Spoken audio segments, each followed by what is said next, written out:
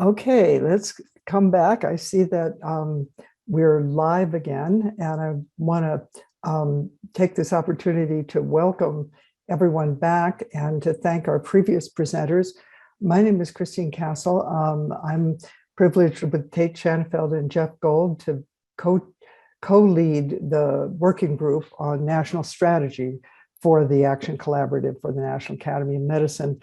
And so what I want to do in this session is turn our attention. We've just heard these rich discussions of innovative technology solutions, entrepreneurship, how the barriers to that, and also some of the real benefits from people who've actually implemented these at the systems level. What we want to turn to now is the national perspective and what the federal government in particular, but other policymakers can do to help accelerate these kinds of promising technologies to reduce burnout and improve both clinician well-being and patient experience.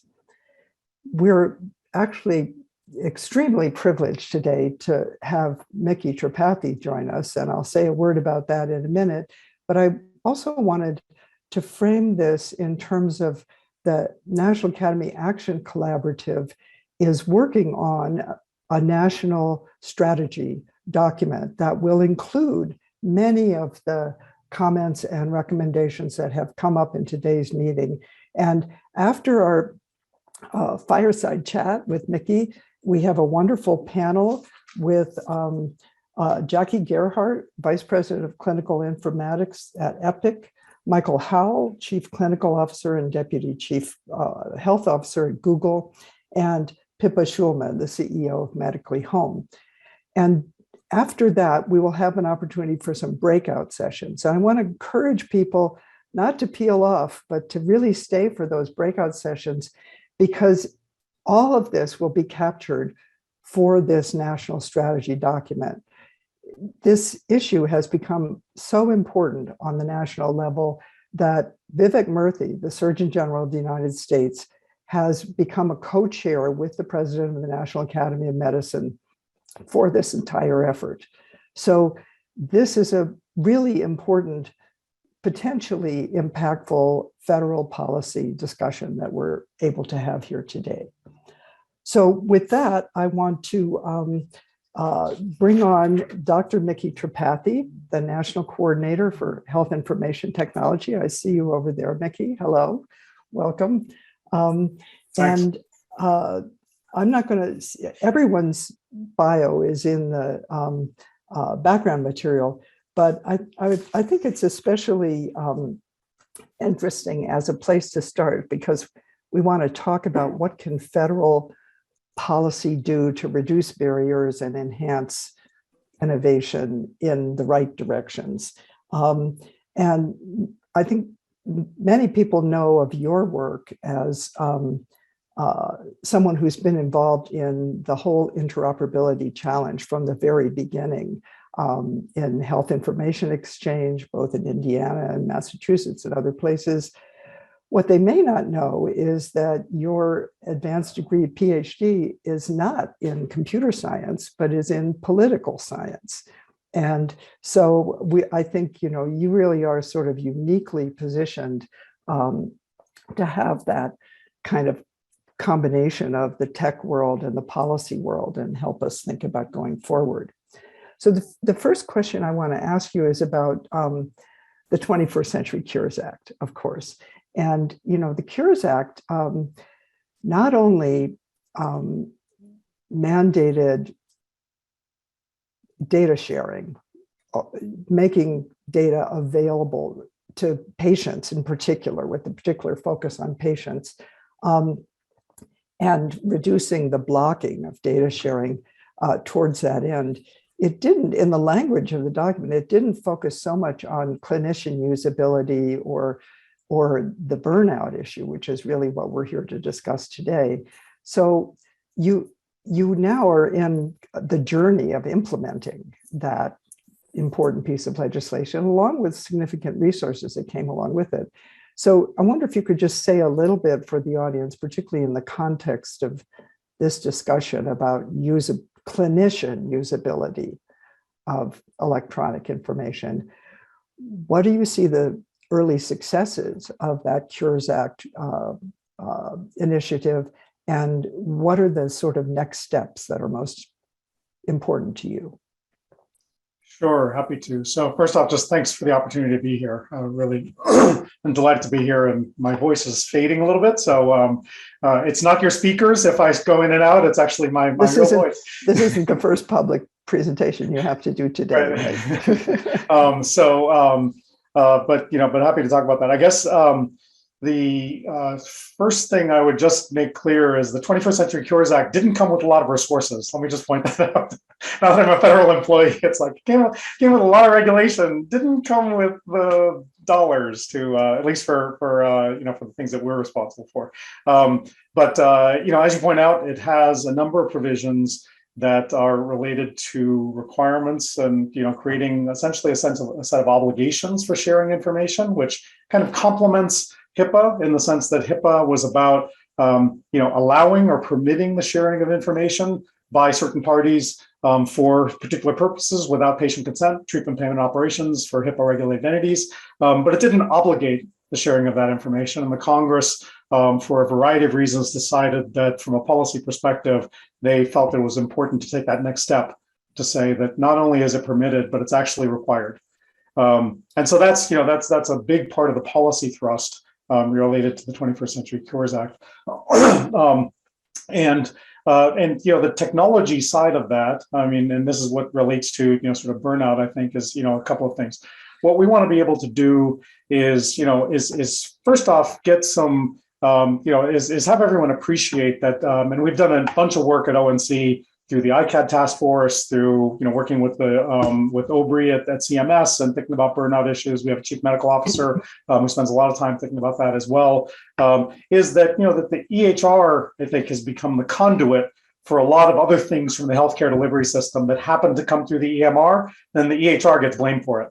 I was just on a previous call where someone was talking about all the clicks in that case, it was Epic system, all my clicks in Epic. And I tried to point out how many of those clicks are actually because of Epic and how many are really because of the health plan and prior auth and all your documentation requirements, all your quality measures. And it's just the messenger that's being, criticized here, and not actually a lot of the issues that make our healthcare delivery system so complex end up becoming magnified through the electronic health record system. So I just want to point that out, that that doesn't lessen sort of the degree of burnout that people feel, but I think it's important for us to be able to parse that out, because then we can start to attack it at its roots. And some of those roots are sort of issues like prior auth, for example, prior auth requirements, documentation requirements, and other and quality measures. All of those things start to come into play as we think about that and how we make those more streamlined. So from what we've been doing from an ONC perspective is focusing specifically on some of those areas. We have an RFI out right now to think about ways, getting industry input on ways to automate prior auth, and should that be things that we start to bake into electronic health record certification? That's a genuine question that we're asking out to the market. And for those who haven't responded to the RFI, I think it's still open. I forget how many more days it is, but we're getting a lot of input on that, as you can imagine. Excuse me. But more important, as we think about things like usability, for example, what we've and I have been focused on since I've been here is saying what we want to be able to do is create more of an open architecture ecosystem for health IT in general that allows us to have systems that don't have to have monolithic capabilities all provided by a single vendor, but allows the opportunity to say you can build and bundle based on different capabilities and based on the ability of systems to natively interact with each other as a part of their day-to-day workflow, and are much more dynamic, which is the way that Expedia works, which is the way that airline reservation systems work, which is the way that works in all other parts of the economy. And I think that we made tremendous progress in that. And a part of that is open APIs, for example. And and just with the work that that Epic has done, that Google has done, that I think Medically Home is putting into place, I think you're starting to see that more and more of that is coming to life. And to me, part of what that does from a usability perspective is to say, if I'm a provider, I'd like the opportunity to not just be locked into what, in this case, Google provides to me. No offense to Google. What Google provides to me on my Pixel phone, I'd like to be able to have my own apps that allow me to, use this particular app map function or this particular, email client versus the email client that's delivered to me here. And we want that to be able to be the experience that people could have in EHR. And that's the idea of having open APIs and the opportunity for us to be able to say, I'm not happy with Cerner's module in this area. I'd like to be able to download this app and have that be a better workflow for me that's integrated into the system. And so I think that's a lot of the push that you see from a policy perspective as well as a technical requirements perspective, that this year requiring that all the HR vendors make available to their customers a standards-based API that has a data, a common data set that's required to be made available through that. And that starts us down the road then of saying, now we can have much more of a dynamic component type of architecture. The last thing I'll just mention here is I was on a call the other day where someone said, well, but in my EHR, the EHR itself has its own native functionality that's really deeply embedded in a nice rich workflow. And then there's another where, there's an app that lives over here that, the EHR vendor says, well, you can just use that app if you don't like ours, but it's not as deeply integrated. And what's ONC going to do about that? And my response was, do you really want the federal government regulating the user interface all the way down to the end user? And I'll actually answer that question for you. You definitely do not. Let me just say that outright. You definitely do not. There's always going to be differences between what a software developer natively develops and what it makes available and what comes in from outside systems. But we want to be able to say it should be open to those outside systems, and the market sort out, how that's going to work best. So you mentioned the fact that it's not the EHR that has all these documentation requirements. It's absolutely right. And the National Academy Action Collaborative actually has a separate set of convenings working with CMS and others on how to reduce some of that documentation and prior authorization requirements. But I think some of it will inevitably, in a world where we need accountability and consumers and purchasers have a right to some quality metrics and some kinds of accountability, we're going to need some of that documentation. So the dream originally of this seamless data ecosystem was exactly that it wouldn't have to involve clicks, that it could happen organically with the derivation from the electronic records. We just heard in the previous session about a couple of really interesting innovations that do exactly that. Wellsheet and Nuance from Microsoft, and a couple of others that Lisa Sunin, one of the venture investor who joined us, mentioned. Do you think that what ONC has done with the open APIs is enough to really make this a rich and innovative environment for entrepreneurs? Is there more from your perspective that ONC could do? Yeah, I mean, there probably is more over time, but I think it's a first huge step to, sort of just create that common standards-based API across the ecosystem, and then let the market continue to develop and grow. And I look forward to the comments from from my colleagues here. But I think that to your point, there is a lot of work that's being done, because it isn't as if vendors sit on the side and say, "Yeah, I'd like to just add more clicks. That's what I want to do, is more friction." I mean, I think there's a lot of progress that's being made in voice recognition, in ambient types of systems to be able to capture information in much more seamless ways. And we may see this particular period in time, when we look back, as being actually a difficult part of the transition that we brought. Had much more ubiquitous adoption of electronic health records.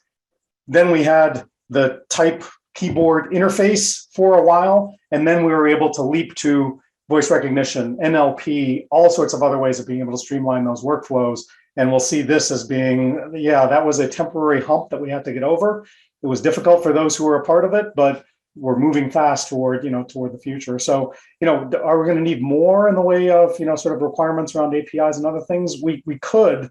I mean, I myself think that we should be fairly judicious and incremental in the approach, because we don't want to be too narrowing the innovation scope and the innovation opportunities for the Googles, the Epics, and the Medically Homes of the world, as well as everyone else, that drives them into corners and drives all of us into technological corners before we find the need to it. I will say, one of the challenges we always have is that we do a regulation, we get what I call minimum viable compliance, which is that everyone does just the bare amount that they need to do, so they're not, found to be not in compliance. And then what that leads to is lashback. It leads to lashback from the Congress with the 21st Century Cures Act. It leads to lashback from federal regulators who say, well, you didn't capture the spirit of what we were trying to do, even though you knew the spirit of what we were trying to do. So now we have to have more regulation and to actually get deeper and deeper and deeper. I'd love to not be in that cycle. What do you see as the most promising of these new technologies? You mentioned several of them. I'm curious from your perspective. Oh wow, I don't know that I could pick a single one.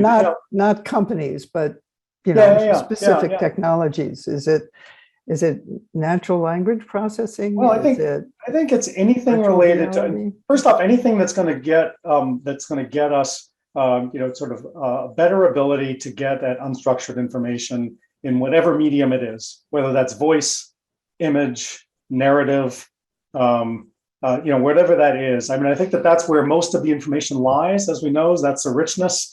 That's the key to unlocking some of these workflow issues, I think, so that people can express, a clinician can express their thoughts, their insights in the ways that are familiar to them, but it's captured in a way that can be aggregated and made sense of and have higher level analytics applied to it, and provides much more better usability experience. So, I think one of the challenges we've had as an industry is, I've been in health IT for 20 years now, and NLP has been just around the corner for 20 years. But I think it actually truly is now. I think we are at a place where it really is moving forward and taking leaps and bounds. So I have a lot of hope and promise around everything related to that type of space. And I think that, and it's somewhat related, but the whole world of algorithms and what that can do for coming back to burnout issues, usability issues. I mean, the ability to take that information. So you have a broader funnel of the information, structured information, unstructured information. You're able to derive insights from that. You're able to use algorithms to then have better workflows that, and again, we're at the very beginning of that. So there's lots that we need to do of, how do you characterize those algorithms? How do you ensure appropriate use? How do you ensure, unintended consequences, bias issues, all of those sorts of things?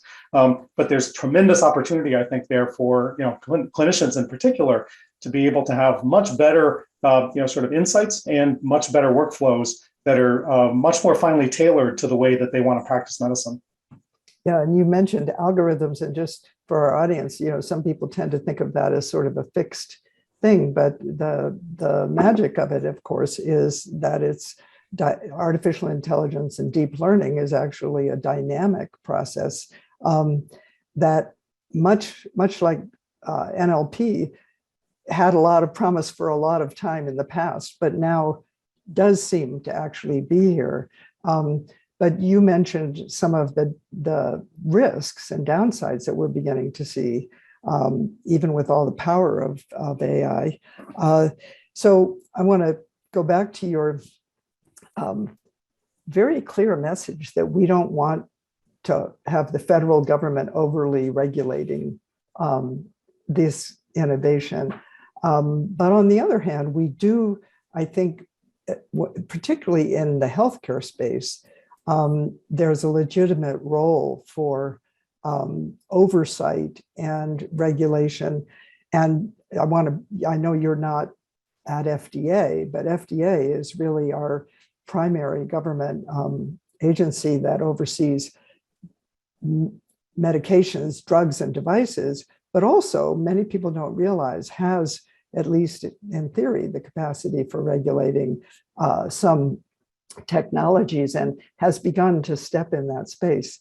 So I don't want to put you on the spot here, but it seems to me that as we're seeing this technology space really begin to blossom, because I think what ONC has done with opening the APIs is really making that possible. Do you see a reasonable way to set some regulations so that patients are not harmed, so we don't make big mistakes in the process going forward?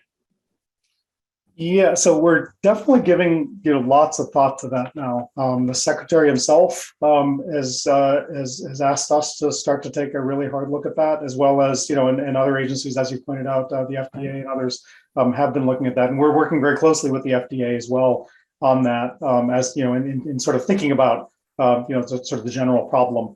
From a regulatory perspective, the FDA does devices, and then they get a little bit into algorithms as therapeutics, and so their regulatory span is kind of over here, but they specifically do not do electronic health records. We, of course, are electronic health records over here. So we do like to work very closely with the FDA to say, we should be thinking about this as a continuous spectrum and think about consistency, at least in the ways that we approach it. Now, of course, their regulatory scope is different as well. I mean, as we know, they do safety, they do approval, but they don't have kind of continuous engagement that that Jackie and the Epic team have the benefit of having ONC always in there, looking over their shoulders through the continuous sort of certification and real world testing process. So there's difference in regulatory scope, but we are sort of working hard on thinking about the problem generally, as well as sort of trying to think about how we have consistency in approach across the federal government. I will say the only other thing I would add is that because I can't get out ahead of where we are in the thought process here, but one can imagine sort of an approach that's somewhat incremental as you think about this, which is to say, like with anything, if you can start off with transparency, that starts, that's a really good place to start. And there are in ONC EHR certification, for example, we currently have sort of requirements related to what we call in the certification role clinical decision support systems that have certain requirements related to what we call source attributes. So if Epic, for example, has a CDS system that would qualify by the requirements of what certification defines a CDS, if they have one in there, they put in what are the source attributes of the CDS system. It was created by Epic. It was, based on this, kind of evidence, blah, blah, blah. And so there's certain requirements for that. You can imagine that there's, sort of a way of thinking about that already the private sector is thinking about. There's a coalition that some of you may be familiar with at Mayo Clinic, and others are, part of. ONC is a part of it as well, called the Coalition for Health AI, which is just starting to look at, issues of, is there sort of a standardized model card that the industry could create, where a model card is about, I think people colloquially call it the nutrition label for an AI, for an algorithm that tells you a little bit about what's in it, what's the combinations, what are the possible risks, what are the applicability, where are the uses that, that would make sense and where wouldn't they make sense. So those are the kinds of things that, we're just starting to take a look at and say, is there something related to transparency that could be interesting from a federal government perspective to be thinking about? Are there other things related to, sort of calling out where certain risks might be with respect to, the use of a particular algorithm, but always being careful to, there are two things that we want to be cautious about. One is we don't want to stifle innovation because we don't know where this is going. And as I said, there's a huge upside for patients and for providers and for everyone to the appropriate use of these algorithms. So we definitely don't want to cut that off. The other thing is we also don't want to do things that cause the market to be inefficient, which is to say that if you start saying, well, I'm going to regulate this stuff over here, well, then that forces people to say, well, fine, now I'm going to move all that stuff over here. I'm going to keep doing it. I'm just going to move it over here. And it's like, well, we haven't accomplished what we tried to accomplish, and we force people to be more inefficient than they could be. And that's, that's a bad thing, I would argue, for everyone. So anyway, we try to be cognizant of all of that as well as we're thinking about it.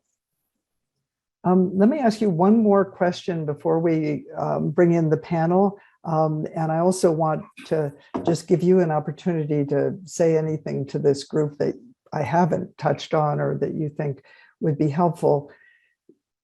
Mindful that we're here talking about clinician well-being, and that much of the EHR has been blamed for much of that and the clunkiness of it. And then the requirements that are mediated through the EHR are part of them. Another area is this area of inbox management and the sort of portals now that are very common that give patients more access. As I mentioned earlier, the initial rhetoric around the Cures Act was mostly around having patients have access to their complete medical records and be able to do that. As I read the literature, I think, there hasn't been that much demand as I think consumer advocates would have liked to have seen, of people wanting to get their records. I think it's hard for people to know what to do with them, and we haven't figured out how to make that as empowering as I think we'd like to be. On the other hand, clinicians are, through these portals, are really getting hammered by these inboxes and finding ways of managing that. Do you see any role for ONC in those kinds of, in some ways, this, you might even think of the early days of the HITECH Act as halfway technology, and we're kind of moving into making that technology more user-friendly and more consumer-oriented. And by consumer, I mean both the user, the clinician, and the patient. Just your thoughts on where that's going. Yeah. So a couple of things. One is, I think if we just keep focused on creating open architectures that allow the market to develop and that don't have, sort of the barriers that we had in the past of, and that we still have, obviously, but that we can start to move our way away from, that, we're constrained by paper, bricks, and mortar, and start to think about new ways of, sort of interaction, new ways of integrating technologies. But I think that puts us in a place where the market has more opportunity to figure out things that work for, for all the players in the same way that it does in other parts of the economy. Is it important? Is it important? Is it imperfect at any point in time in any part of the economy? Absolutely. My Google Pixel phone drives me bananas every single day with a couple of things. Sorry, Michael, nothing against Google. I love the Pixel phone, but the same thing with my iPhone. I have a government iPhone too. It also drives me bananas in 10 million different ways, but it's great, right? I mean, it's highly usable in lots of different ways, and we're always going to be asking more and more of it. But I think that, but the important part is we've got open architectures that allow us to, keep accommodating it, and for allow a whole bunch of people and a whole bunch of different technologies to come to bear, and to allow that, that kind of fluidity. And we want to be able to get the healthcare IT system and the healthcare ecosystem to be, in a similar place. I will say that, going back to your point of the 21st Century Cures Act, I agree that a lot of the framing, and people have to remember that was passed in 2016, also, like so long ago, Yes. and it wasn't implemented, until we came into office. So that was a little bit of a challenge. That a lot of time had passed since that. But be that as it may, I think that a lot of the framing was around patient access. Patient access is really important. I've tried to stress that B2B, provider to provider exchange, provider to payer, provider to public health are also very, very important. And in many ways, there's no B2C or meaningful patient access if you don't have those other things, right? If I logged into my banking portal and it wasn't up to date with all my Venmo transactions, which would happen to the back end, which is a B2B transaction in the back end, then my patient experience, my user experience isn't going to be very good. So we try to focus a lot on the B2B as well. And I think that's the opportunity for providers as well, is to be able to say those APIs that we're talking about, that's not just for patient access. That's for providers to be able to, integrate with each other. The network capabilities that we're talking about through TEFCA that build on everything that Epic did with Care Everywhere, and that the community did with Care Equality, and providers did. Want to be able to extend that to say that's really important feature of getting better provider experience to be able to get access to the information that they need, when they need it. So I think all of those things, kind of contribute in that direction. I think the last thing I'll just mention though is I agree with you also that we certainly haven't seen patients rushing to get access to their information. I think a part of that is, maybe two things. One is we just don't know how much patients want to do that. And I think that's, but I firmly believe that we still need to allow patients to exercise their right of access so they can. But as a business phenomenon, I don't think that we should just assume that patients are going to want to purchase healthcare like they purchase cars. That it really is really, really different. And it's going to be really different for a long time. But we're also, because of the friction that we have in the system right now, we haven't had kind of the ecosystem that allows for more innovation around the edges, like around apps, for example. So we have still, Epic's done a great job with their availability of APIs, but they're still different than Cerner's APIs, different than Allscripts APIs. But being able to say there is a common API, I mean, they can have lots of other APIs, but there's at least one API that will support that minimum data set that's the same standard across all the vendors. You start to create the economics for people to come in and say, now I'm going to develop apps that scale across all those vendors, across all provider settings, and start to give me much more of a return on investment and opportunity to think of more creative ways of providing more value to patients. Because right now, I mean, if you download your record onto your iPhone, that's pretty much a dead end, right? It's like, great, now I have my record on my iPhone. Well, I could do that on, I could see my data on my MyChart app. I mean, what's the difference? Yeah. But once you're able to say, oh, I can download my record, and there are 10 other apps that allow me to better manage my diabetes, for example, that allow me to get greater visibility into clinical trials opportunities, for example, that I might want to participate in, that allow me to find other patients who are in the same circumstance that I'm in and build a community around those. That's where I think we'll start to see patients become more and more engaged in it, and where they start to extend the idea of healthcare to being the continuous healthcare wellness spectrum, and self-care, more engaged self-care that I think, a lot of us want to be able to get to. Good point. Okay, well, let me invite our panelists to join us here. Catherine, can you make that happen? There's Jackie. And okay, well, let's, so what we're going to do with the panel is I'd like each person to speak for about 5 minutes, just as a reaction to what you've just heard from Nikki. And then we'll have a few minutes for some give and take. So let's start with Jackie Gerhardt. Great, thank you. And thanks everyone for letting Epic join. It's a joy to be here and such an important topic that we're deeply invested in. So thank you. And thanks, Mickey, for the good introduction of how we can start framing this in terms of immediate action, and especially from a patient perspective of once you have your information, then what can you be empowered to do with it? And what are your next steps? So we're really focused on that here at Epic. I'm going to share my screen really quick. As we were talking, I put together a couple of slides that I think can help give an idea of where Epic is at from this perspective. Are you guys able to see my screen right now? Okay, super. So how we approach this topic is really going way back to the beginning of this discussion. How is it that clinicians are going to have the most satisfaction and the most joy in practicing medicine? And how is that going to actually advance the quadruple aim? So how are we going to reduce costs? How are we going to keep clinicians in their practice and not burning out?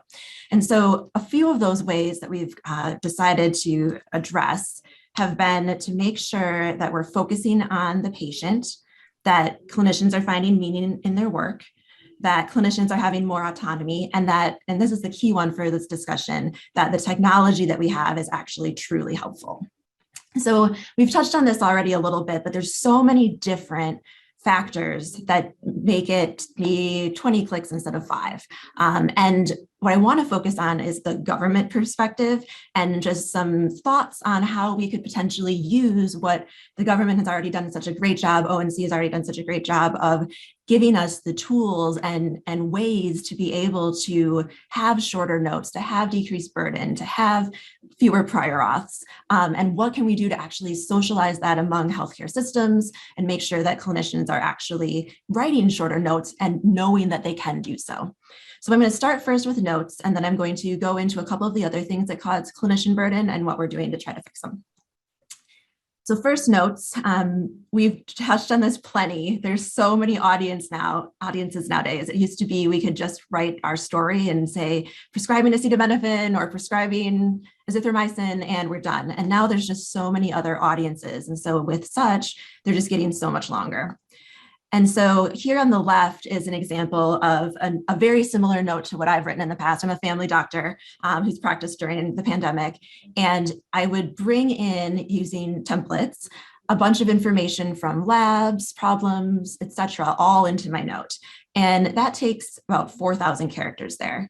But we have the opportunity to, and regulation behind, being able to actually make that much simpler. So here on the right, I have that same note, but instead of writing it all in the actual note text, I'm referencing things from the encounter record. And I think this is like the one key first thing I always tell folks when they're trying to figure out how to reduce their note size and reduce their burden. Like, don't double document, don't put it again in your note. You already ordered a pap smear, it's already there. People can see it when they're going through your notes the next time. In fact, it's even easier and better for me to see it in that context. So I know that I'm not reading through a long narrative that otherwise I might get lost in.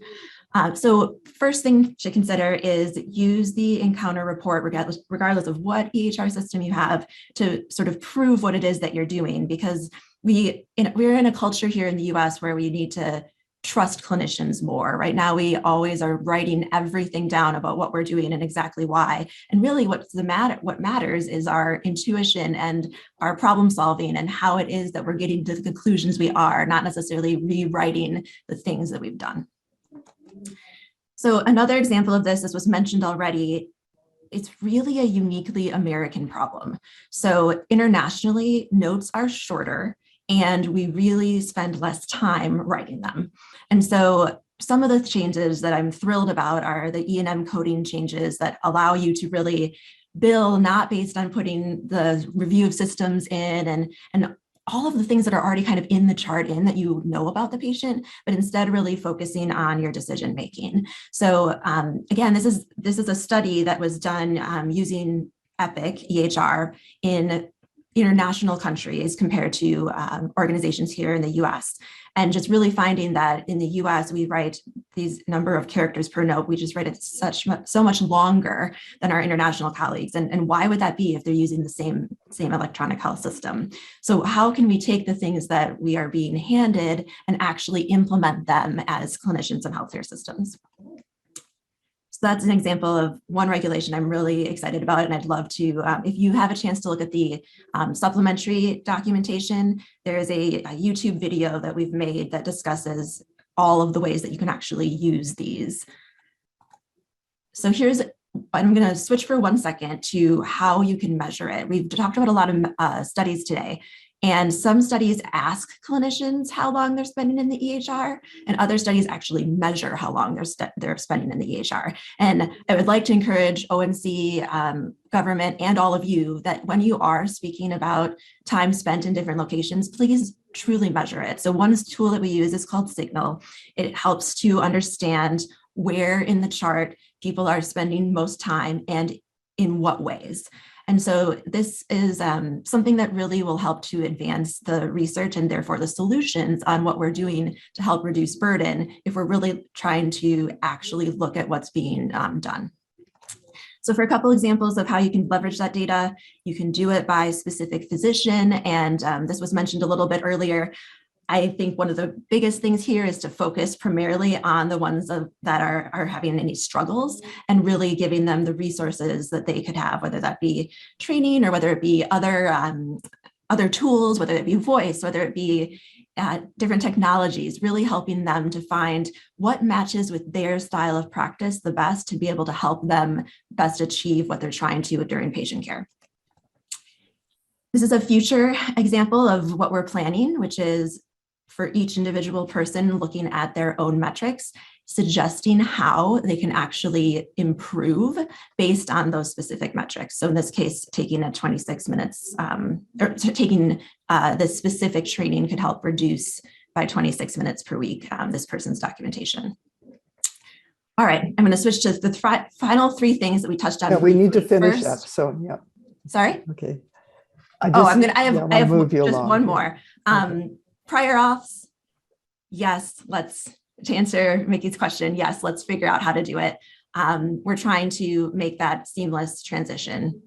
Then second, patients, yes, let's try to do team-based care, patient-based care, make sure we're building relationships. So we're focused very much on that. And here are a few of the ways that we're doing that. So making sure that patients actually can put stuff into their notes. So I can write in some HPI in my MyChart app, and that can be put into my doctor's notes so that the doctor doesn't necessarily have to write it. So using tools like that. And then lastly, we mentioned being open. Check out open.epic.com. This is a little bit of information on how other technologies can integrate within the EHR. So with that, I will pause and transition back to you. Great, thank you. Okay, next, Michael Howell, Chief Clinical Officer from Google. Yeah, hi. Can you hear me okay? Okay, great. So I have some points of view on technology, but I'll mainly talk, from 1995 until 2017, I was either training or taking care of sick people. And so I've been, beaten up a little bit by burden, and then was also chief quality officer. And so I perpetrated some burden, on my colleagues. So I'll mainly talk from that perspective through the lens of a technologist. And I'll say that I think we're at a really interesting time in history, and in two ways. So Bob Wachter and I wrote a piece about the productivity paradox a few years ago in JAMA. And we talked about how if you look at industry after industry, so if you look at the bringing electricity into factories more than 100 years ago, productivity didn't improve because we just brought technology into factories. We didn't redesign the work. And we saw it in banking. We've seen it in industry after industry. And 15 or 20 years after the introduction of technology like this is when productivity gains have happened. And we're right at that spot. So I think it's a really interesting time in history that I think we should all be hopeful about. The second example, if people have never read the book, The Idea Factory, which is about Bell Labs and the creation of modern telecommunications, there was a period of time where if you had a phone from company A, you could only call other people with a phone from company A, and the same from company B and company C. And the unification of that and part of that led to the transistor, to modern telecommunications, and to all the technology we have. And so I think we're at this same place in history where I'm really glad to hear, Mickey, about the focus on making things able to talk to each other in an easy way, because I think we have many historical examples that show that really helps. So the one thing I do want to say is I think it's easy to try to draw a false dichotomy between interoperability and easy access to information for patients or consumers and caregiver burden. And so I'll give an example of two interoperability crises in my life. In the spring of 2019, my mom got diagnosed with gastric cancer, lived in a town that didn't have a hospital, and had to get sort of diagnosis and workup in 3 or 4 little places. And then we wanted to get her to a place that did a bunch of gastric cancer. It took me 2.5 weeks to gather all her records. She had portals, she had all the things, but the actual information she did is not available routinely electronically. And so being able to gather that up, that happens millions of times a year in the United States alone. And as a pulmonologist, I would get people who were missing a record here or there when they came into Mass Gen or UChicago. It's one of the most frustrating things for someone who's driven 80 miles, paid for parking, waited 3 weeks for an appointment, and then for them to not have the piece of information. And so I do think that those are flip sides of the same coin. The other example was my dad needed something fairly minor. My dad's an electrical engineer. And I was like, great, let's get all your stuff. He had 17 different portals. His medical history is not that complicated. And as a provider receiving that, there are two things. One is you're often missing information that you need. But the second, which I think will be really challenging, is as you begin to get all of this information that comes out of systems that you're less familiar with, you'll need tools to be able to handle that and deal with it and sort the wheat from the chaff. I think that will be very important. On the provider side, I think that there are lots of things that technology can do to help. Everyone is very excited by AI and ML. We are very excited by AI and ML, but many of the things are good application of human factors and design at the very beginning and upfront. And I think that the places we're likely to see AI begin to help, some of them, I think, Chris, you mentioned inbox management. Like, we're pretty confident at Google that ML can help with inbox management. But I also think that we'll see the automation of repetitive tasks in the same way that we saw spreadsheets help with bookkeeping, where you used to have a 10 key and a little tape that came out. We'll see ML begin to do that for particularly in image-based tasks and other things like that, in ways that then let clinicians focus on the areas that they need to focus on while automating out routine tasks that today may or may not require clinicians. Well, I think that's 5 minutes. Yeah, thank you. And that's, you raise a couple of issues that I want to get back to Mickey about, but first we're going to hear from Pippa. So Pippa Schulman, please.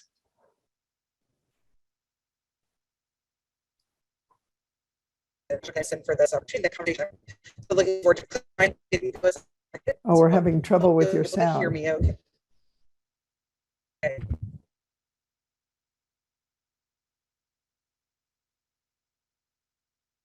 Oh dear. Uh-oh.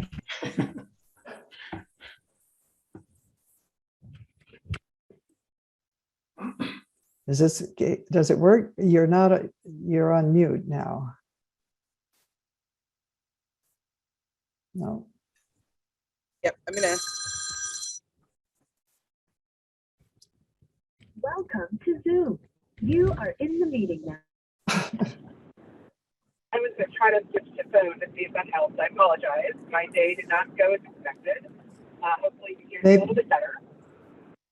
I really appreciated Nikki's comments around the idea of common standard APIs across multiple ecosystems and open architecture to kind of allow the market to develop and new ways to integrate technology. What I really appreciate, though, is the calling out that the EHR is really not the only issue with complexity in our system. And I think Michael points that out really well. There are issues that health systems are payment structure and how we're set up to be reimbursed, which forces issues that Jackie was bringing to the fore, et cetera, where notes get longer and longer. And in addition, for how we innovate on care delivery and really thinking about where is care given that adds to its supported in the system. I love the idea, want more and more control over their healthcare. Do they really want control of their healthcare information? Do they understand it? Are they really going to purchase healthcare like they purchase cars? And I tend to agree that it's probably not, but I do think consumers are demanding, and myself, my family, others are demanding to receive healthcare in the locations and places they want to receive it, in the form they want to receive it, on demand, and be able to have technology that allows that, as well as even that supports these new models of care, which I think is still important. Us at home, and other companies, our idea is really we can bring services to the community and even augment the bricks and mortar facility in a stronger way, which then reduces burnout, reduces clinician burden on those hospital-based clinicians. So important to everybody. The idea around transparency and meaningful connection, I think that's really important. We need to be able to support both sides of this equation, both the provider side and the patient and consumer side, in ways that make it easier for them to access care. Given our time and my delay here, I'm going to let us get into the conversation part of things, but I'm really excited that you're sponsoring this conversation. Okay, thank you. Well, so we have Pippa gives new life to the meaning of a moving target. So let me then open this up for discussion, both with questions from the participants, but also for among our group here. I wanted to get back, Nikki, to you with Michael's observation, and thank you, Michael, for sharing this story about your mother. That's my heart goes out to you. I know how tough that is, but you described the difficult that even with everything that ONC has done with the Cures Act, not only is there not a huge demand for patients getting their records, but actually it's not happening the way I think it was envisioned, that it would be seamless and easy to get all of those records and share them among hospitals. And I wonder, Mickey, if you can, or maybe between the two of you, is there something more that ONC can be doing, or is this just a compliance problem, or something enforcement problem, or is there something more that technology can do to make that easier? Sure, I'm happy to start. I think there's a couple of thoughts. I mean, I certainly had a similar experience with my father, with going across different institutions. There is, I think, especially now, in 2022, there's more interoperability happening behind the scenes than people realize. Sometimes than individual providers realize. One statistic I like to just offer is, by now everyone, unfortunately, is familiar with the SWIFT banking system. Correct, the global banking system. And one of the things, right, and I always hear, and I spent my last 20 years living in the Massachusetts Medical Society, which is where our office was, and both my parents are physicians, so spend a lot of time talking to physicians. I always hear, how come healthcare isn't like banking? How come we don't have, how come it's not like financial institutions? Well, the SWIFT banking system, I saw in the New York Times a few weeks ago, they do 41 million transactions per day. And that just struck me as, oh, well, how much does Care Quality do per day? Care Quality, right? The network that Care Quality is on. Well, Contact Care Quality, they do over 50 million per day. And that doesn't include Epic within Care Everywhere. It doesn't include Commonwealth within Commonwealth. It doesn't include AthenaNet within AthenaNet. That's just what's going across vendors. 50 million messaging transactions per day. Now, the actual payloads are less than that, but the apples to apples comparison, because Swift is a messaging platform, is the 40 versus 50. My point is, first off, that we've actually got a lot more going on behind the scenes that people recognize, often more than the frontline physicians recognize. They just see the records; they don't realize where they came from, but they just are there. But that's not to say that, problem solved. I'm not saying that, by any means. I'm just saying there's more, and that's going to continue to grow. What we put in place was intentionally staged, and I wasn't in ONC at the time, but it was intentionally staged to say, start off with electronic health records, get those in place, and then start to build the interoperability as people and patients and other stakeholders get accustomed to it. And that was by design. I mean, if you look back to the meaningful use stages and all of that, that was by design. I think, people had great expectations about, oh, this would just change overnight. I think we have to go back and recognize that was staged for a reason. I go to a point I think that Michael had made, but, is that, with lots of technologies, you don't see the benefit of it until 5-7 years later. And you always overestimate what the benefit is going to be in the near term, and you underestimate what it's going to be in the longer term, because it takes a while. Process change always lags technology change, and we're seeing that in healthcare as well. And I guess I would just offer also that if we had gone in from the beginning with trying to devise interoperability back in 2010, 2011, I would argue we probably wouldn't have the FHIR-based capabilities in the open architecture ecosystems that we have today. It would be like forcing the internet to say, CompuServe and an AOL are great. Let's just require CompuServe and AOL for the entire world. And for 50 years, we're living within those systems, rather than saying, let's be judicious, let's tackle things as they come and allow that innovation. And so I think that's where we are. But let me just get to the point then. So for patient interoperability, what's going to start to happen now? We've got the view, download, transmit, which was always required out of patient records. The US CDI, the data that's required to be made available, is expanding to include clinical notes. That's required to be made available through FHIR APIs, starting at the end of this year through standards-based FHIR APIs. And then starting on October 6th, the requirement expands to requiring that all quote unquote electronic information be available to to a patient or to other users as well, to another provider, for example. That's required to be made available, whether it's structured, unstructured, whatever it is. So that'll hopefully help, Michael's problem and my problem when I was, managing my father, of being able to say all that information I can get electronically, or I can count on its being available electronically, so I'm not having to lug it or go and get a thumb drive and carry it from one place to another. Again, that'll take time for that to unfold, but the regulatory sort of openings for that are happening this year. Great. That's good to hear. And I think Michael. to clarify, I think it feels like we have a trailhead, and we're like on the way with sort of stage gates, particularly the expansion of USCDI to include notes. I think will make it a lot more useful. You know, we've seen great data out of work like open notes that helps promote things. I think for this venue, the particular point I wanted to make is that patient interoperability is a path to reducing provider burden.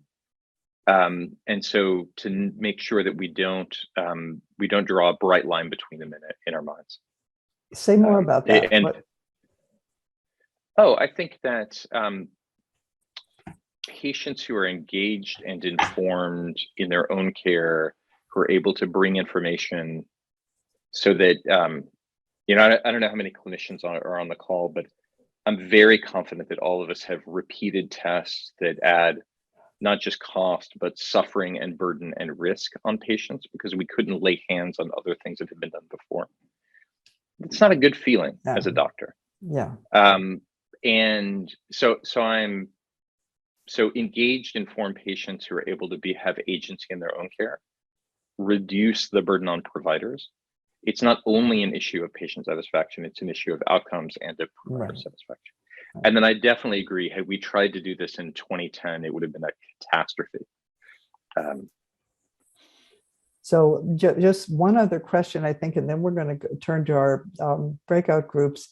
I want to turn to you, Michael, in part because you threw out this provocative thing, oh, Google's going to solve the inbox problem. So maybe we want to hear a little bit more about that. But that and other technology, I mean, you've been in the Harvard system, you've been at the University of Chicago, a place I know well. How much of this, shall I say, sluggishness or slowness has to do with the systems and what some of our speakers in the earlier section were talking about, the lack of immediate ROI and the financially driven agendas of so many of the organizations? Do you, now that, from your perspective, are there things that the federal government can be doing that could reduce some of those barriers that the institutions themselves have in place? Yeah. So let me try and go in order through those. So one is just to be really clear, we're confident that ML is helpful in handling inboxes. We definitely have not solved the inbox problem, nor will we ever. It's like saying you'll solve search on the internet, where it's like it's an ongoing effort. So when I was a health system leader, so the median annual operating margin for US health system is around 1.7% pre-COVID. And so that means that a swing of $100,000 here or there, if you're $1 billion health system, if you swing $10 million, you've doubled your annual operating margin. So it's not, the lived experience was not so much that you had to show return on investment, but you, at least if you're implementing something, I was the senior physician responsible for the quality of care delivered in the University of Chicago health system. You at least had to figure out how to be margin neutral, because otherwise you couldn't make payroll for it. So I do think that, if we look at the beautiful charts on the ONC side of adoption of EHRs in response to high tech and other incentives, it's amazing. And so that is one of the largest technological transformations in healthcare ever. It's very clear that is effective. I also don't envy Mickey and others at all because of Goodhart's law, right? That when a measure becomes a target, it ceases to be a good measure. And I think we've seen that play out again and again and again. That's really tricky. And, I'll lift up a couple of things Mickey said, and then sort of say them in my own phrase. Healthcare is a complex adaptive system. And if you took the US healthcare system, just from a mathematical perspective, it has complexity on the order of a living organism, just from the number of component parts that interact. And so being ginger as you make adjustments to it, and having a plan that plays out in a predictable way over a long period of time, which ONC has done across administrations, is really helpful. Okay, good. Well, I'm afraid we're out of time for this panel. And I'm sorry, Pippa, that we didn't get to hear more from you, but I really appreciate your being here, and Jackie, you as well. And so, Mickey, any last words from you before we turn to the chats with the participants? No, just want to reiterate my thanks first off for the opportunity to be here, to thank my colleagues and panelists who I've learned a lot from in this session and continue to, and for the great work that you're doing. I mean, Epic, Google, Medically Home are doing terrific work out in the market, and I really appreciate everything they're doing. And to all the participants here, thank you for attending, and please feel free to reach out. I know we always have this short time. I am always available. My email is mickey.tripathi@hhs.gov. And please feel free to use it. Thank you. Thank you. And thank you for everything you're doing, all of you. And thanks to the panel. So now I'm going to introduce us to Joe Kersner, who's a member of the planning group and the Action Collaborative working on this national strategy. Dr. Kersner is Dean of the School of Medicine at the Medical College of Wisconsin, where he's also the provost and executive vice president. And he's going to facilitate the breakout discussion. So I'm going to turn this over to you, Joe. Great, thanks, Chris, and really happy to be here. Really have enjoyed the conversations that we've had so far. And the purpose of these breakouts is to help synthesize what you've heard from the day and hopefully bring an additional voice to these conversations. We realized as we were planning this that there are going to be a lot of you in each of these breakout sessions. And so please continue to do what you have done, which is to use the chat function, but also be an active participant during these breakout sessions. We want to hear folks' voices. We want to round out these conversations with all of you who are spending so much of your valuable time with us here. And the breakout sessions will be moderated by one of the other members from the planning team, all of whom you've heard already through the conversation today. So Helen and Chris and Tate are all going to take one room, and they'll be in charge of trying to get folks to be able to articulate and have their voice heard in each of these. And there'll be 3 questions that we'd like to entertain. We realize that we're only giving you 30 minutes, and so I'm going to truncate my remarks here a little bit, maybe give you 32 or 33 minutes, but we know that's not enough time to go to an in-depth conversation for each of these questions. So within your room, your moderator will help you get through at least one of the questions and maybe more than one. We would like the last 10 minutes to try and synthesize the ideas that you've had so that we can bring those back to further inform this conversation. But the questions are, which of the presented promising innovations and strategies should be prioritized and brought to scale? The next is, what barriers need to be addressed for technologies to reduce burnout and enhance patient care access across practice settings? And the third will be, what levers need to be prioritized at the health system, regulatory, or federal levels to advance the technologies and reduce burnout? So those are your questions. They're up on the screen there. Really a lot to chew on in this session. And with that, I will turn it over to whoever knows how to get folks into their various breakout rooms.